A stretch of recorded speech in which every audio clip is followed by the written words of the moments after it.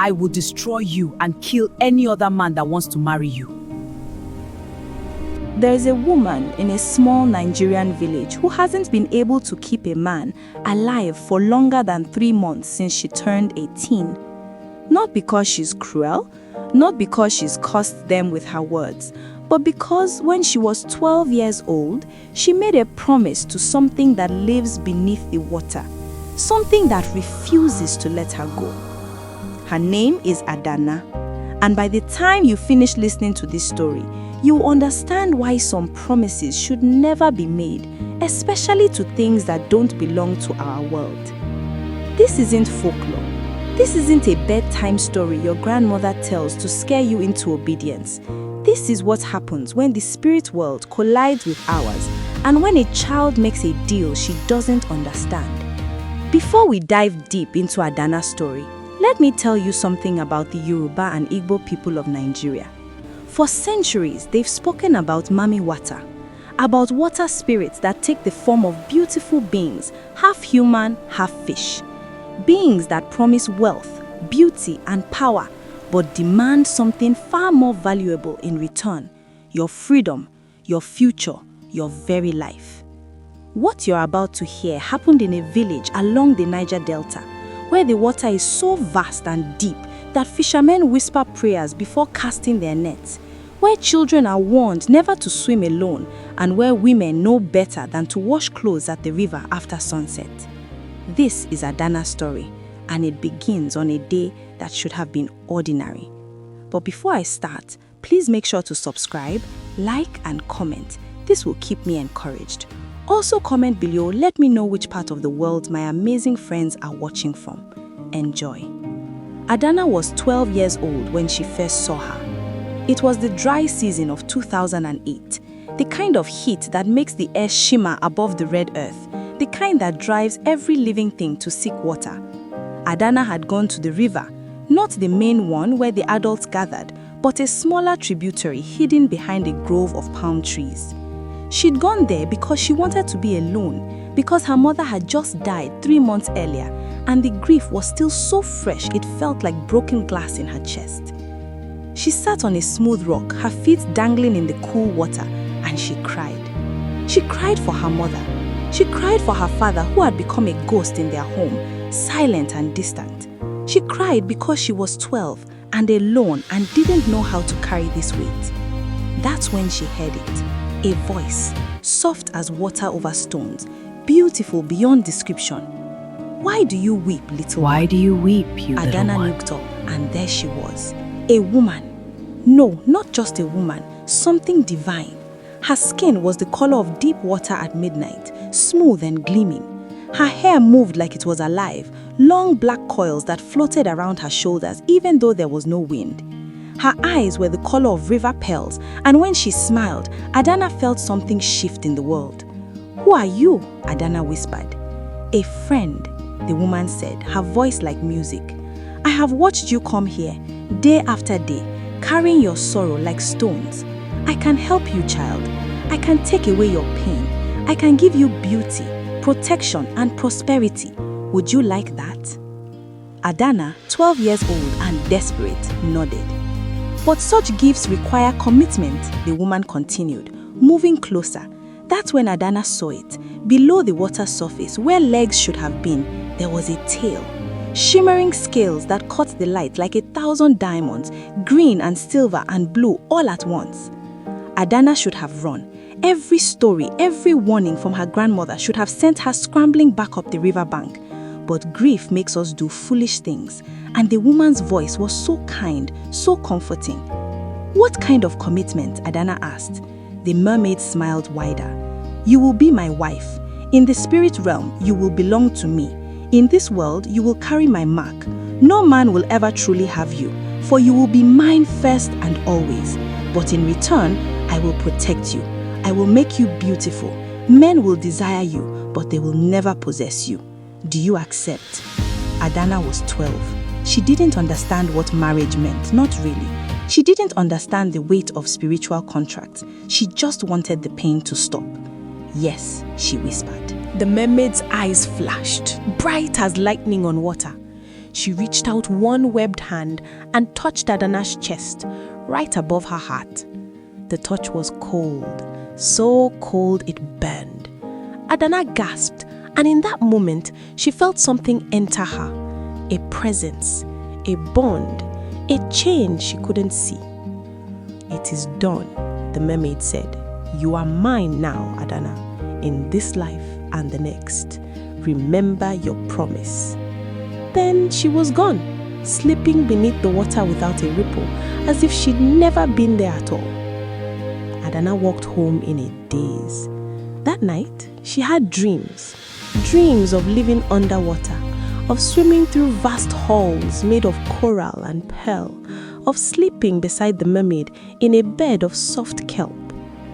In these dreams, she wore a dress made of fish scales and a crown of seashells, and the mermaid called her my bride.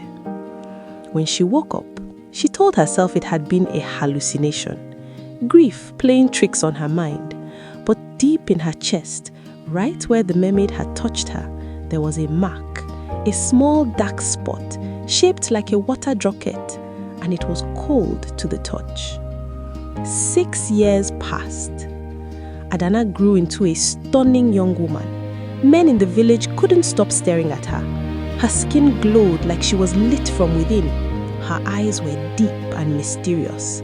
Her body moved with an otherworldly grace. By the time she turned 18, she'd rejected over 20 marriage proposals. But then she met Chidi.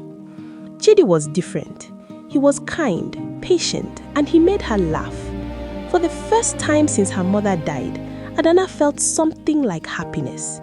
She let herself believe that maybe, just maybe, the encounter by the river had been nothing but a childhood dream. They started dating in January of 2014. By February, they were inseparable. Chidi told her he wanted to marry her. He'd already spoken to her father. The bride price was being negotiated. Adanna let herself hope.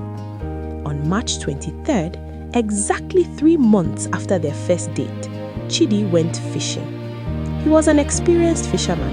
He knew the river better than most, but that morning, something went wrong. His canoe was overturned. His body was discovered 3 days later, tangled in fishing nets, his eyes wide open, his mouth frozen in a scream. The village whispered about bad luck, about river spirits, about the dangers of the water. But Adanna knew. She knew because the night before Chidi died, she'd had the dream again. The mermaid, angry and beautiful, standing over her. "Did you think you could break our covenant? Did you think you could give yourself to a mortal man? You are mine, Adanna, mine, and I will not share." Adanna woke up screaming. After Chidi's death, she tried to stay away from men. She really did, but loneliness is a powerful thing. 2 years later, she met Emeka, a teacher from the neighboring village. He was gentle and educated, and he didn't believe in superstitions. When Adanna tried to warn him, tried to tell him there was something wrong with her, he laughed and called it nonsense. They dated for 2.5 months. Emeka was careful, respectful. He promised they would take things slow. On the 87th day, Emeka had a seizure in the middle of teaching his class. By the time the village doctor arrived, he was dead. No prior health conditions, no explanation, just dead. The pattern repeated itself 4 more times over the next 6 years. Olumide, the mechanic, dead at 90 days. A motorcycle accident that made no sense. Tunde, the trader, dead at 89 days. Sudden illness that no medicine could cure. Ikana, the carpenter, dead at 91 days. Fell from a roof he'd climbed 100 times before. Obina, the farmer, dead at day 92. Snake bite from a serpent that shouldn't have been anywhere near his farm. By the time Adanna turned 38, her reputation had changed. People no longer saw her beauty as a blessing. They saw it as a curse. Mothers warned their sons to stay away from her. Women whispered when she walked by. Children were told not to play near her house. She became known as Ogbanje, a spirit child, someone who belonged more to the other world than to this one. Adanna finally sought help when she turned 30. She'd spent 12 years watching men die because they loved her. 12 years carrying the weight of their deaths. 12 years trapped in a marriage she had agreed to when she was too young to understand what it meant. She went to see Mama Nkechi, the oldest woman in the village, a woman who remembered things that others had forgotten, a woman who still knew how to speak to the spirits. Mama Nkechi lived in a small compound at the edge of the village, surrounded by herbs and totems and things that made the Christians nervous. When Adanna arrived, the old woman was waiting for her, as if she knew she was coming. "Sit, child," she said, her voice rough as tree bark. "Sit on a woven mat and tell me everything." Adanna sat on a woven mat and told her everything: the encounter at the river, the dreams, the deaths, the coldness in her chest that never went away. Mama Nkechi listened in silence, her ancient eyes studying Adanna's face. When the story was finished, she sighed, long and deep. "You made a covenant with Mami Wata," she said simply. "One of the old ones, powerful and jealous. She has marked you as hers, and she will not let you go easily." "Is there a way to break it?" Adanna asked, her voice desperate. "There is always a way," Mama Nkechi said, "but the price is high. To break a covenant with a water spirit, you must go back to the place where it was made. You must offer something of equal value to what was given. The spirit gave you beauty, protection, and her claim on your life. To be free, you must be willing to give up all three." "I will do it," Adanna said immediately. "I don't care about beauty. I don't care about protection. I just want to be free." Mama Nkechi shook her head. "It's not that simple, child. To give up the spirit's protection means you will become vulnerable to every evil thing that has been kept away from you all these years. To give up the beauty means your appearance will reflect your true age and all the grief you have carried. And to give up her claim, you must be willing to never marry, never have children, never know romantic love for the rest of your days. The spirit will only release you if you promise to remain alone." Adanna felt the words like a blow. No marriage, no children, no love. A different kind of prison. "There must be another way," she whispered. "There is one other option," Mama Nkechi said slowly. "You can try to negotiate with the spirit directly. Offer her something else she wants. But water spirits are cunning, Adanna. They twist words, they find loopholes, and they never ever forget. If you try to trick her and fail, the consequences will be worse than what you are experiencing now." Adanna spent 3 days thinking about her options. Both paths seemed impossible. Stay cursed and watch men die, or be free but spend the rest of her life alone. On the 3rd night, she made her decision. Adanna returned to the river at midnight. Mama Nkechi had given her specific instructions. She was to bring offerings, white fabric, raw honey, fresh flowers, and a mirror. She was to call the spirit's name 3 times. She was to be respectful but firm. The river looked different at night. The water was black as oil, and the trees cast shadows that moved like living things. Adanna's heart hammered in her chest, but she'd come too far to turn back now. She arranged the offerings on the river bank exactly as Mama Nkechi had instructed. Then she stood at the water's edge and spoke. "Mami Wata, spouse of my spirit, I call you, I summon you, I ask you to appear." She said it 3 times, her voice growing stronger with each repetition. For a long moment, nothing happened. Then the water began to move. Not like waves, like something massive was rising from below. And then she was, the mermaid, just as beautiful and terrible as Adanna remembered. "My bride returns," the mermaid said, her voice echoing across the water. After all these years, you finally remember your vows. I was a child, Adanna said, forcing herself to stay calm. Ignorance does not break a covenant. A promise is a promise, Adanna. You are mine. Then why do you kill the men I love? Adanna demanded. If I'm your wife, why can't I have happiness? Because you are my wife, the mermaid snarled. In the spirit realm, we have a home, we have a life together. Every night when you dream, you return to me. You sleep beside me. You wear my mark, but you forget when you wake and you chase after mortal men who could never understand you the way I do.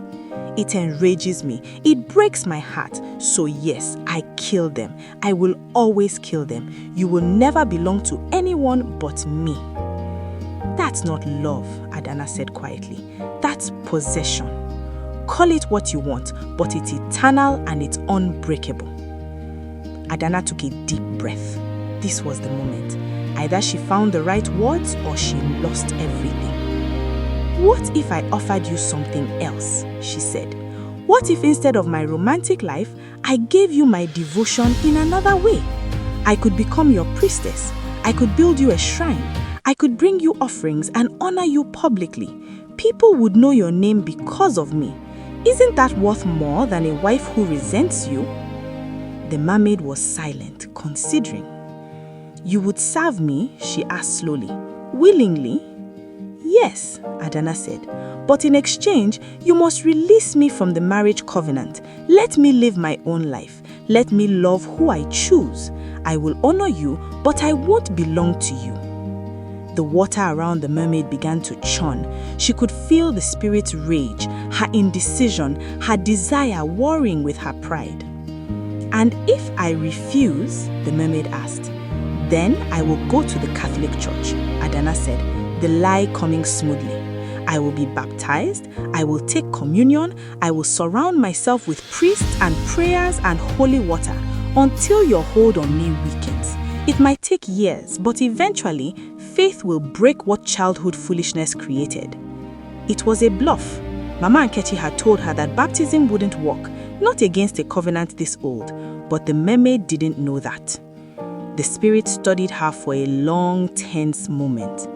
Then, slowly, she smiled. You have grown bold, my bride. Very well. I will accept your offer, but with one condition.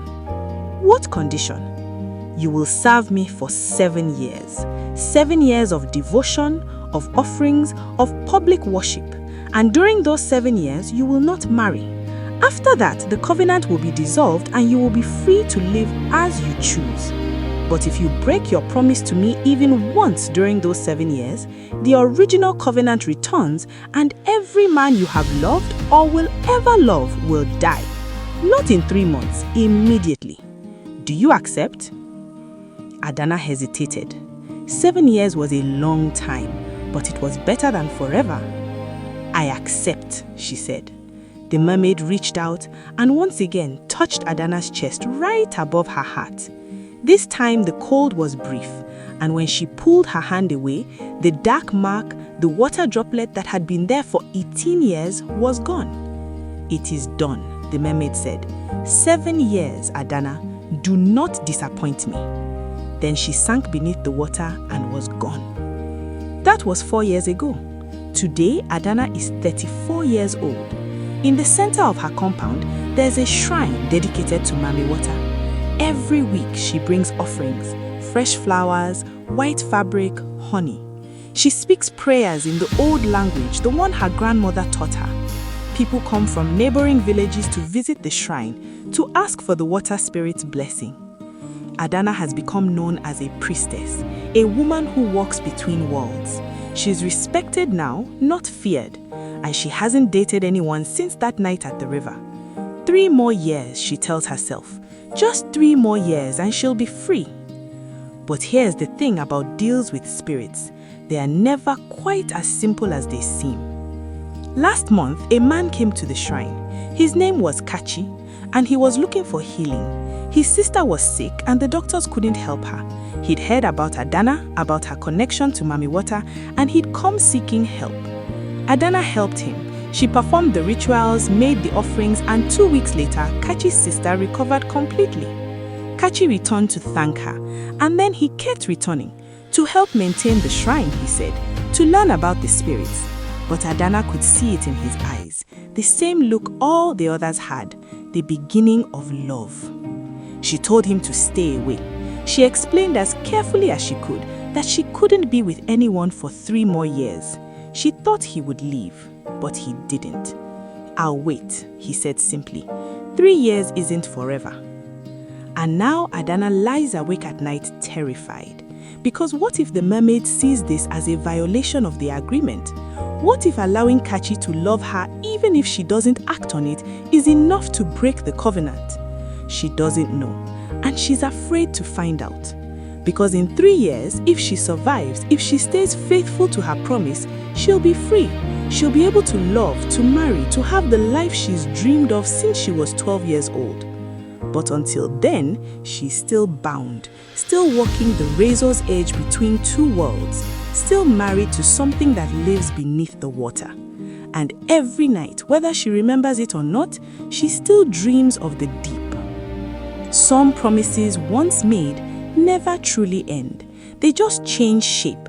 They become different prisons with different bars, and sometimes the only freedom we get is choosing which cage we'll live in. Adanna made her choice. Now she has to live with it. 3 more years. That's all that stands between her and freedom, if she makes it that far.